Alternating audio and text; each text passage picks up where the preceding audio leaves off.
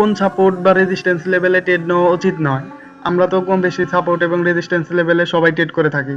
তো সবসময় সাপোর্ট এবং রেজিস্ট্যান্স লেভেল কাজ করে না। তো কাজ না করার রিজন হলো যখন মার্কেট ট্রেন্ডে চলে, যেমন জিগ জ্যাগ বা লোয়ার হাই ক্রিয়েট করতে করতে মার্কেট চলতে থাকে, তখন আমরা এই যে এই লেভেলে ট্রেড করার চেষ্টা করি। তো যখন আমরা এই লেভেলে ট্রেড করার চেষ্টা করি তখন আমাদের সাপোর্ট বা রেজিস্ট্যান্স ফেল হয়ে যায়। যখন ডাউন ট্রেন্ডে জিগ জ্যাগ করতে করতে মার্কেট চলে তখন আমরা এই সাপোর্ট লেভেলে ট্রেড নেওয়ার চেষ্টা করি, তখন আমরা সেখানে ফেল হয়ে যাই।